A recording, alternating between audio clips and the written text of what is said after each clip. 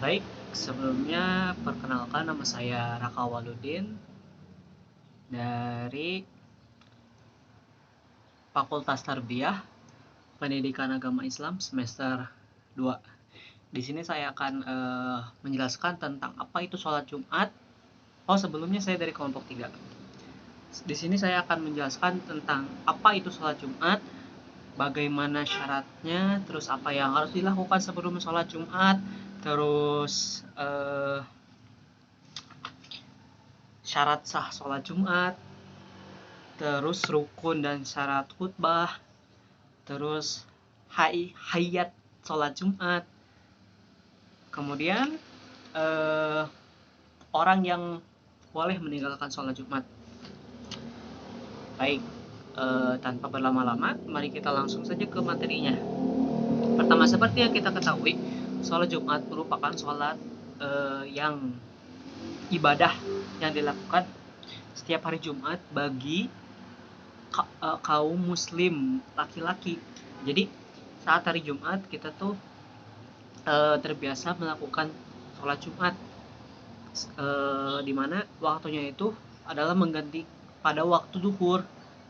Jadi dalam sholat Jumat itu sendiri ada khutbah dan sholat 2 rakaat. Nah, khutbah di sini itu sebagai pengganti 2 rakaat sholat duhur. Jadi kan asalnya tuh sholat duhur itu 4 rakaat. 4 rakaat. Nah, diganti oleh sholat Jumat. Di dalam sholat Jumat tuh si 2 rakaatnya dengan khutbah, kemudian sholat lagi 2 rakaat. Nah, begitu. Lalu apa yang menjadi dasar hukum sholat Jumat? Yang menjadi dasar hukum sholat Jumat yaitu terdapat dalam Al-Quran surat Al-Jumu'ah ayat 9. Bisa kalian nanti langsung cek saja ke Quran yang di handphone atau yang ada di rumah. Kemudian di sini disebutkan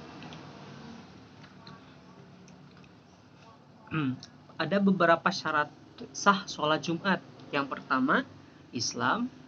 Kedua, balik. Ketiga, berakal sehat. Keempat, merdeka. Kelima, laki-laki. Keenam, sehat. Dan ketujuh, istihsan atau yang dimaksud dengan penduduk tetap. Jadi misalkan kalau misalkan teman-teman daerahnya ada di Sindang Herang atau di Tasik. Nah, itu tuh teman-teman tuh wajib untuk melakukan sholat Jumat di daerah teman-teman gitu. Kemudian ada syarat sah sholat Jumat yang dilakukan di dalam suatu tempat. Ketiga syarat tersebut adalah: satu, adanya sebuah perkampungan. Kedua, jumlah jemaah minimal terdiri dari 40 orang ahli Jumat. Dan yang ketiga, cukup waktu atau yang dimaksud dengan pas waktu duhur, jadi tidak melewati batasan waktu duhur. Kemudian syarat-syarat terjadinya sholat Jumat. Jadi gimana sih pas sholat Jumat teh, yang syarat-syaratnya teh kumaha gitu. Yang pertama, dilakukan dengan berjamaah. Itu mah pasti namanya juga sholat Jumat. Atau yang tidak kurang dari 40 orang laki-laki dan ahli Jumat. Jadi si 40 orang itu harus laki-laki dan harus ahli Jumat, atau bisa dikatakan sebagai ya penduduk tetap lah intinya. Jadi kayak udah mereka tuh udah dewasa, udah sepantasnya, udah diharuskan untuk sholat Jumat. Nah, itu yang dimaksud ahli Jumat. Yang kedua, sholat Jumat dilakukan di tempat yang menetap seperti di kota atau desa. Jadi misalkan kalau di kota atau di desa teman-teman terdapat masjid ataupun tempat yang dilakukan sebagai untuk melaksanakan sholat Jumat, nah di sana. Ketiga, dikerjakan pada waktu zuhur sebanyak 2 rakaat. Itu yang tadi kan dikatakan ini sholat Jumat itu sebagai pengganti sholat zuhur. Nah, si ayat asalnya sholat zuhur itu 4 rakaat, diganti 2 rakaatnya menjadi dengan khutbah 2 rakaat lagi, sholat 2 rakaat. Terus yang kemudian didahului dengan 2 khutbah yang dilakukan dengan cara berdiri dan duduk antara keduanya. Jadi dalam sholat Jumat ini juga yang menjadi perbedaan dari ibadah lainnya yaitu terdapat khutbah di dalamnya, di mana ada sang muroki dan sang khotib. Yang muroki ini tugasnya yaitu menaikkan khotib ke mimbar. Kemudian rukun dan syarat khutbah Jumat. Ada beberapa rukun terjadinya syarat khutbah, yaitu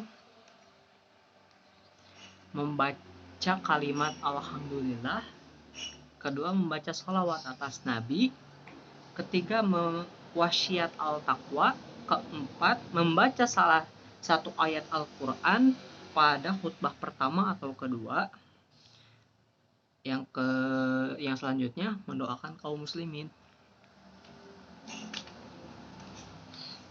Terus